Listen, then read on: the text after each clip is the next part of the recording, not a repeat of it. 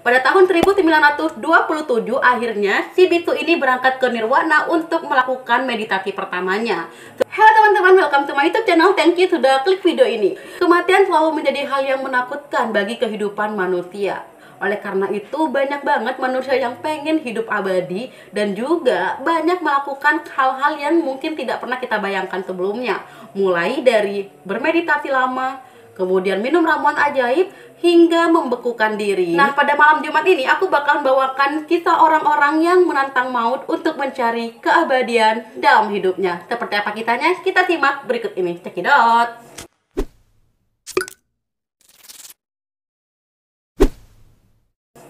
Kasus yang pertama datangnya dari negara Rusia yang dilakukan oleh seorang bisu pemuka agama. Dia bernama Dasidarso Itigalov. Dia lahir pada tahun 1852 di Buryatia, Rusia. Nah, dia adalah seorang bisu yang terobsesi untuk kehidupan yang abadi, sehingganya dia melakukan meditasi yang sangat panjang untuk keabadiannya. Pada tahun 1927 akhirnya si bisu ini berangkat ke Nirwana untuk melakukan meditasi pertamanya. Sebelum dia berangkat bermeditasi, dia memberikan amanah atau wasiat kepada murid-muridnya agar nanti setelah 75 tahun dia bermeditasi, muridnya membangkitkan dia kembali. Dan pada tahun 2002 akhirnya setelah 75 tahun masa meditasi, dia dibangkitkan oleh muridnya dengan membacakan mantra dan hal-hal yang sudah diberitahukan sebelumnya oleh sang bisu. Tentu saja hal itu menggemparkan dunia. Karena kenapa? Karena tubuh atau jasad dari si bisu ini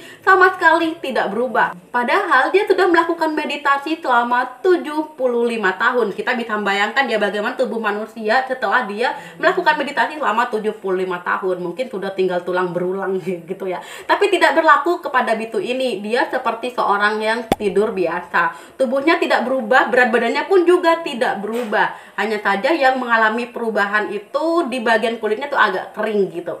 Dan bahkan yang paling mengejutkan ini, seorang ilmuwan melakukan penelitian kepada jasad si bisu ini, ternyata di dalam tubuhnya itu organ-organ dalamnya masih berfungsi dengan baik, padahal orangnya sudah mati loh. Namun sayangnya pada tahun 2005 penelitian harus dihentikan karena dianggap mengganggu perjalanan spiritualitas si bisu. Kisah pencari keabadian yang kedua datangnya dari negara Prancis. Dia seorang selir dari Raja Henry kedua. Dia yang bernama Diane de Poitiers. Dia merupakan seorang istri yang cantik dan mencari keabadian menggunakan ramuan ajaib. Jadi dia menemukan ramuan ajaib di mana di dalamnya dicampur dengan butiran-butiran emas.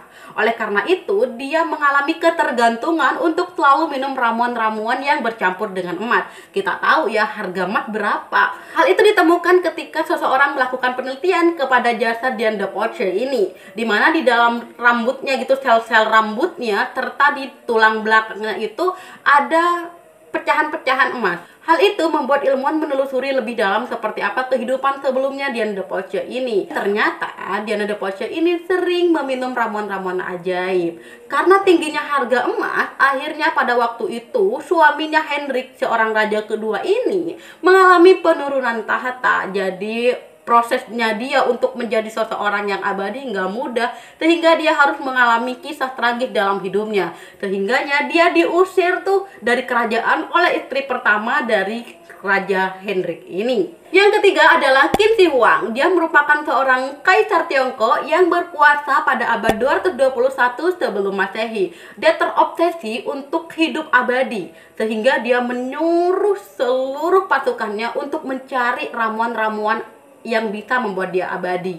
Dia memberangkatkan seluruh pasukan. Jadi dia tuh sibuk mencari ramuan yang bisa membuat dia abadi. Karena dia percaya ketika dia itu hidup abadi, dia bisa menaklukkan apa saja yang ada di dunia ini. Karena saking terobsesinya untuk bisa hidup abadi, dia selalu memaksa dan menuntut pasukannya untuk menemukan ramuan keabadian dalam waktu dekat. Karena pasukannya belum juga menemukan ramuan keabadian itu, akhirnya sang kaisar marah besar dan menghabisi nyawa serta membantai seluruh pasukannya. Hanya saja pasukan yang berlayar belum juga pulang. Sampai pada akhirnya pada umurnya ke-49 dia meninggal dunia. Sehingganya dia tidak hidup abadi. abadi. Pencari keabadian yang keempat adalah seorang ilmuwan dari Rusia yang memfokuskan studinya ke transfusi darah. Dia bernama Alexander Bogdanov, yang menyatakan dalam pendapatnya adalah transfusi darah dan sel manusia yang lebih muda dan unggul seperti olahragawan bisa menjadi sumber keabadian dan juga bisa membuat orang awet muda jika dilakukan dengan rutin. Namun pada kenyataannya berbalik dengan apa yang dia sampaikan. Seorang ilmuwan transfusi darah ini akhirnya meninggal ketika dia melakukan transfusi darah ke-11 kalinya karena organ dalam tubuhnya menolak transfusi darah secara berlebihan. Pada waktu itu banyak banget tuh pengikutnya yang melakukan transfusi darah. Hanya saja waktu itu ada beberapa yang tertolong. Mengerikan sekali ya. Padahal dia seorang ilmuwan yang memberikan pendapat sendiri bahwa transfusi darah ini bisa membuat dia awet muda serta membuat kehidupannya abadi. Namun sayangnya pendapat itu dibantahkan oleh kematiannya sendiri ketika dia meninggal setelah dia melakukan transfusi darah yang ke-11 kali. Kisah pencari keabadian yang kelima datangnya dari seorang penulis buku yang bernama Robert Ettinger. Dia menyatakan dalam bukunya, obat keabadian adalah hal yang mustahil di masa depan, namun bisa saja di masa depan didapatkan saat teknologi lebih canggih. Akhirnya karena terobsesi untuk bisa hidup abadi, dia membekukan jasadnya untuk kemudian dibangkitkan kembali di masa depan setelah teknologi bisa membantu dia untuk kembali hidup lebih lama atau hidup abadi.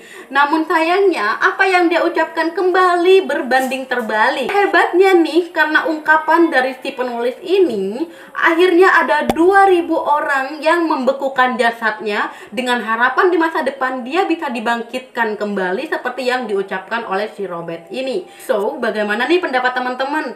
Nah, kalau teman-teman suka jangan lupa untuk tekan like, komen, dan subscribe serta aktifkan notifikasinya agar kalian tidak ketinggalan jika ada video baru dari channel ini. Jangan lupa ya, subscribe itu gratis kok. Sampai berjumpa di segmen selanjutnya. Bye-bye!